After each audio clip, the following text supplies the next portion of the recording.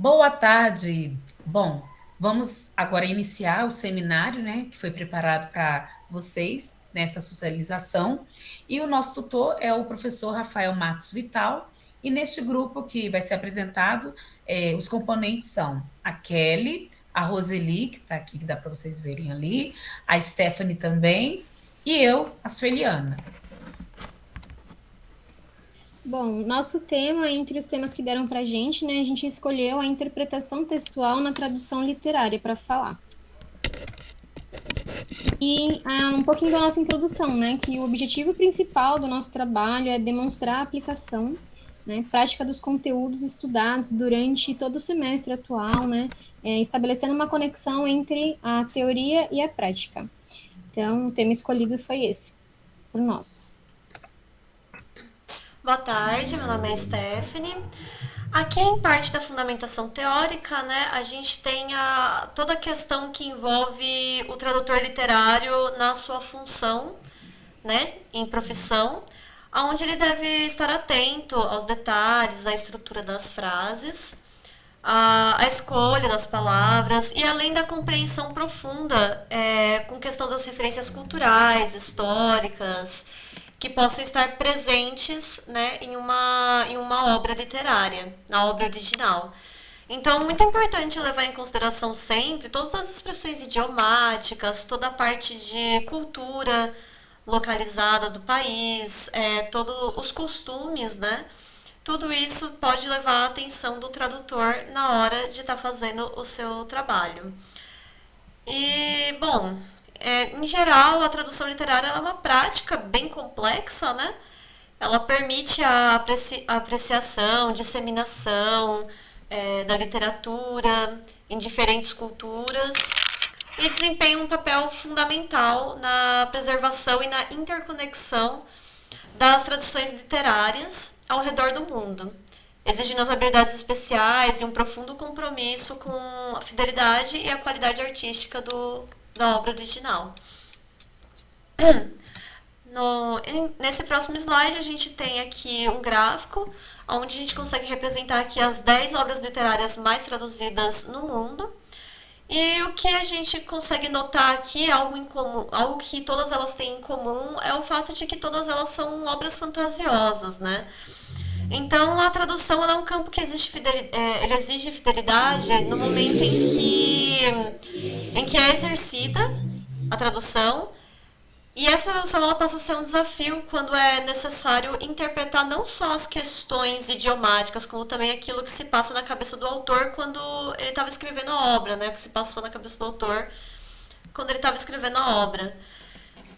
Aqui um dos exemplos é Alice no País das Maravilhas, que é uma das obras mais antigas que existem, né? Por parte de Fantasioso. E ele passou por diversas revisões até chegar ao contato com a população, por ter sido uma obra extremamente complexa em questão de termos criativos por parte do autor. Então não se sabia se muitas daquelas palavras eram do idioma ou se eram invenções dele. Uma outra obra que a gente pode estar comentando que não está nesse gráfico, mas é um exemplo muito bom também, que a gente pode ressaltar, são as obras de Dostoiévski mesmo. Apesar de ser um autor russo, ele foi um autor que apresentou obras que foram um desafio gigantesco na área da tradução, justamente por conta dos seus termos. Bom, após a explanação que a Stephanie fez, né, baseando-se na tradução, a gente vai comentar um pouquinho aqui o que nós discutimos sobre esse assunto.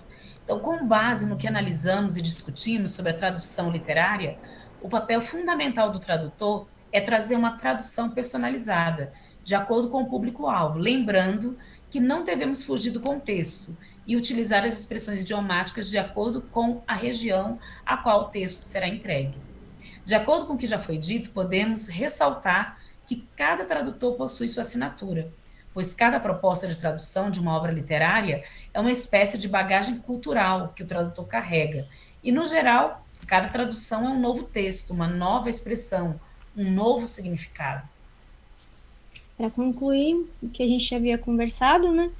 Eu e a Sueliana, a gente debateu um pouquinho e trouxe dois pontos de vista que seria bacana que é uma do professor e uma do aluno, sendo a visão do professor, ela diz, informando, né, que quando a Sueliana, ela apresentava e quando ela solicitava a tradução de um texto dos seus alunos, ela analisava que cada um apresentava uma tradução diferente, não fugindo do texto original, mas que cada aluno trazia também uma bagagem do seu idioma, que também completa muito o que a Esther estava falando, né? Que o tradutor, ele tem esse papel também de estudar um pouco as regiões, né, por conta de cada região também ter um linguajar, ter algo diferente, dependendo, né, do lugar e o que o texto, qual que é o texto original e o que está querendo, o que está sendo dito ali. E do aluno, justamente eu, tendo essa visão de aluno, quando eu estava em sala de aula, eu lembro muito no meu curso de inglês, por exemplo, quando a gente debatia muito sobre isso, né, realmente eu sentia muito isso. Cada um tinha uma experiência diferente, mas a gente sempre procurava traduzir aquilo e aprender, né, de acordo com... Nunca fugindo, assim, do texto original, mas cada um conseguia trazer algo diferente para acrescentar também. E devido a isso também eu me identifiquei, né, na área da tradução. É por isso que eu escolhi. Bom, agora a gente vai apresentar as referências, né, da nossa pesquisa. Então, a gente tem aí o primeiro autor, na verdade, a autora, Carvalhal Tânia Franco, né, a obra A Tradução Literária, a editora Organon, Porto Alegre, volume 7, número 20, da página 47 a 52, e o ano de publicação foi em 1993. Depois temos outro autor aí, o Devlin Thomas Monroe, acho que 10 dos livros mais traduzidos do mundo, né, na revista da Babel, é um link que está disponível aí, e o acesso foi realizado no dia 24 de abril de 2023. Tem essa outra referência também, né, de Newmark, Peter, Debone, Cláudia, Zacaron e Rafael. Tradução não literária à luz da tradução literária. Belas Infiéis tá no volume 11, número 1, página do 1 ao 7, que é do ano de 2022.